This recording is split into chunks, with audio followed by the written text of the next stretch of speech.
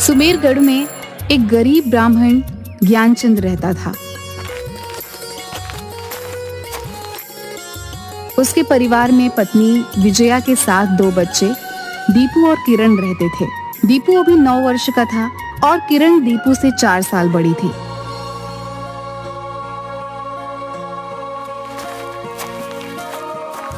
सुनो जी, किरण और दीपू जैसे जैसे बड़े हो रहे हैं, मुझे इनके भविष्य को लेकर बहुत चिंता हो रही है। क्या हम लोगों की तरह ये दोनों भी ऐसे ही गरीबी में मर जाएंगे? यही चिंता हमें भी दिन रात सता रही है। मैं सोच रहा था कि हम इस गांव को छोड़कर शहर में रहने चले, शायद वहां अपनी किस्मत का ताला खुल जाए। ठीक कह रहे हैं आप, शहर में बच्चों की पढ़ाई लिखाई भी अच्छी तरह से होगी।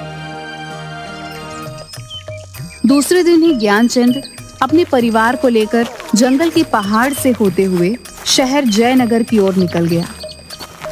जयनगर सुमेरगढ़ से वैसे तो 65 किलोमीटर की दूरी पर था, लेकिन जंगल पहाड़ के रास्ते से 27 किलोमीटर पड़ता था।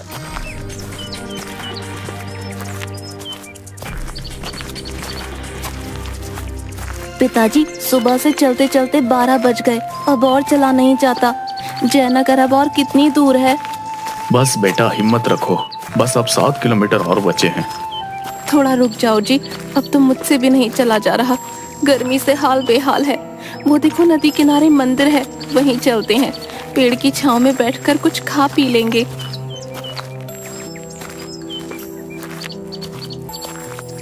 वे लोग मंदिर के पास जाकर खाना खाने लगते हैं। वे लोग नदी के किनारे जाकर हाथ मुंह धोकर पानी पी रहे होते हैं। तभी दीपू का हाथ नदी में पड़ी एक गोल और बहुत ही ठंडे से छोटे पत्थर पे छू जाता है। इतनी गर्मी में इतना ठंडा पत्थर देखकर वह उसे तुरंत उठा लेता है। दीदी देखो, ये पत्थर कितना ठंडा है, मानो बर्फ हो। अरे सचमुच, ये कैसे हो सकता है? इस भीषण गर्मी में जहाँ सभी पत्थर आग उगल रहे हैं, वहीं ये पत्थर बर्फ से भी ठंडा है। दीपू, किरण, वहाँ नदी किनारे क्या कर रहे हो? जल्दी चलो, देर हो जाएगी। अभी वो सामने वाला पहाड़ भी तो पार करना है हमें। 4 घंटे लगेंगे। शाम होने से पहले हमें जयनगर भी पहुँचना है। आया पिताजी। दीदी, मैं इसे पॉकेट में रख लेता हूँ। अब चलो, पिताजी बुला रहे हैं। चलो जल्दी, तुम लोगों को जहाँ थोड़ा सा समय मिलता है वहीं खेलने लगते हो। देर हो रही है, पता नहीं कब ये सफर खत्म होगा। जंगल में जंगली जानवरों से डर भी लगता है। चलो अब देखता हूँ कि मुझसे पहले पहाड़ के पास कौन पहुँचता है। अरे रुको, हे जी, आप ही रोकिए उन्हें। इस जंगल में दौड़ लगा रहे हैं, कहीं कुछ हो गया तो यहाँ कोई वैद्य भी नहीं मिलेगा। अरे भाग्यवान, तुम बेकार में डरती हो। अभी उनके खेलने कूदने की उम्र है, थोड़ा सा दौड़ लगाने दो। हाँ हाँ, आपने ही इन्हें बिगाड़ रखा है। जी, वो देखिए, शेर, बच्चों को बचाइए।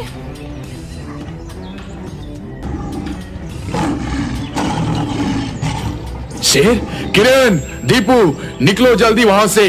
बच्चों भागो वहाँ से। हे भगवान, हे प्रभु, मैंने आज तक जाने अनजाने में कोई भी पाप नहीं किया है। मेरे बच्चे को बचा लो।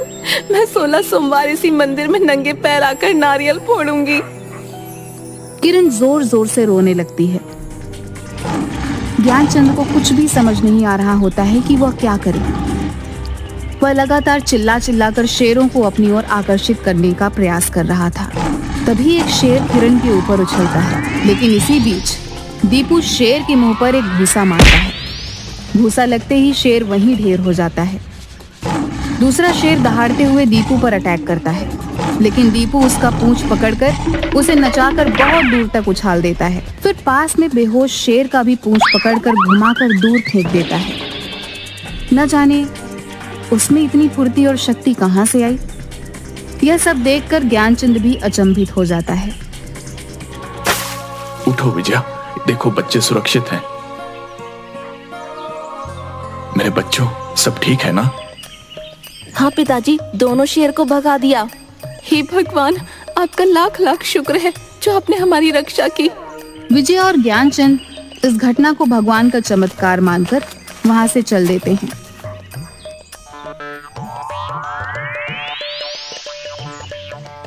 चलते चलते पहाड़ पार करते समय उन्हें डाकू का सामना करना पड़ता है। शहर के प्रसिद्ध और सबसे धनवान सेठ जौहरी यमुना प्रसाद को डाकुओं ने किडनैप कर पहाड़ के घने जंगलों में एक पेड़ से बांध रखा था। जैसे ही ज्ञानचंद और उसका परिवार उन डाकुओं के नजदीक पहुंचते हैं, डाकू इन्हें भी पकड़कर पेड़ में बांध देते हैं। कौन हो तुम लोग और इस जंगल में क्या कर रहे हो? हम सुमेरगढ़ के गरीब ब्राह्मण ज्ञानचंद है मालिक। गरीबी से तंग आकर गांव से शहर जा रहे हैं। मेरे पास पैसे तो थे नहीं, तो पूरे परिवार के साथ जंगल पहाड़ पार करके जयानगर जा रहे हैं, जहां अपनी जेवकी के लिए कुछ करूंगा ताकि मैं और मेरे बाल बच्चे भूख से ना मरे। सुना तुमने जकीरा, ये गरीब ब्राह्मण शहर में अमीर बनने जा रहा है। बता इसे कि गरीब आदमी को शहर में और गरीबी बना देती है। अमीर बनने के लिए हमारे जैसे कत्लेआम करना होगा। सरदार बिल्कुल सही कह रहे हैं। देखो इस सेठ को, इसने हमें 50 करोड़ रुपए देने से इनकार किया था। अब जब इसकी जान पर बन आई तो इसके आदमी 50 करोड़ रुपए लेकर आ रहे हैं। तुम लोग भी जब तक इसके आदमी नहीं आ जाते यहीं रहोगे। माई बाप हमें छोड़ दीजिए, हम गरीब लोग हैं, शहर में कुछ काम काज करने और किसी तरह जीने खाने जा रहे हैं। दया करो मालिक। दया रहम भीख ये सब अपने डिक्शनरी में नहीं रहे। क्या सेठ, पूरे 2 घंटे हो गए, तेरे आदमी अभी तक यहाँ नहीं पहुँचा पैसे लेकर। अगर आधे घंटे के अंदर वो यहाँ नहीं पहुँचा तो अगले 2 मिनट के अंदर तुम और ये ब्राह्मण परिवार मौत के घाट उतार दिए जाओगे। भी घोड़े पर एक बड़ा सा बैग लिए सेठ का आदमी आते हुए दिखाई देता है। जगीरा आकर चंपत सिंह को बताता है कि सेठ का आदमी पैसा लेकर आ रहा है। चंपत सिंह पेड़ के पीछे जाकर जगीरा को बोलता है कि इन लोगों को छोड़ना अपनी मौत को दावत देने के बराबर होगा, अतः पैसा लेते ही सभी को मौत के घाट उतार देना। यह बात दीपू सुन लेता है। जैसे ही सेठ का आदमी जगीरा को पैसा देता है, सरदार पूरे 50 करोड़ रुपए हैं। ठीक है, अब इन सबको ठिकाने लगा दो। ये हमारे लिए चलता फिरता मानव बम है। इन्हें हमारे बारे में बहुत कुछ पता चल चुका है। ये कभी भी पुलिस को इन्फॉर्मेशन दे सकते हैं। मुझे छोड़ दो, बदले में मेरी सारी संपत्ति ले लो, रहम करो। चंपन सिंह की डिक्शनरी में दया रहम भीख ये सब नहीं है सेठ। तुम सबको अब मरना ही होगा। नहीं मालिक, हम गरीब ब्राह्मण परिवार ने आपका क्या बिगाड़ा है, हमें छोड़ दो मालिक। आपको जो रुपए चाहिए थे वो तो मिल ही गया। तभी रुपए साथ में लेकर सेठ का आदमी कुछ हरकत करता है। जगीरा उसी पल उसके सीने में गोली मार देता है। वह वहीं ढेर हो जाता है। यह सब कुछ देखकर सभी भगवान का नाम लेने लगते हैं। तभी दीपू अचानक पूरी ताकत से रस्सी को तोड़ते हुए सभी डाकुओं को मारकर बेहोश कर देता है। ये काम इतनी फुर्ती से करता है कि किसी को भी एक पल सोचने का मौका भी नहीं मिलता। यह सब देखकर सेठ और ज्ञानचंद के परिवार को लगता है कि दीपू पर कोई दैविक शक्ति आ गई है। सभी किसी तरह शहर पहुंचते हैं और पुलिस को जंगल के डाकुओं के बेहोश पड़े होने की जानकारी देते हैं। पुलिस उन डाकुओं को जाकर पकड़ लेती है। ज्ञानचंद, आज तुम्हारे परिवार के कारण हम जिंदा हैं। मेरे गेस्ट हाउस में तुम रहोगे और मेरा पूरा बिजनेस का देखभाल अब तुम करोगे। बहुत बहुत धन्यवाद मालिक, आज हमें सब कुछ मिल गया। अब हमारे बच्चे भी अच्छे स्कूल में पढ़ेंगे। हाँ मालिक, आप तो हमारे लिए भगवान से कम नहीं।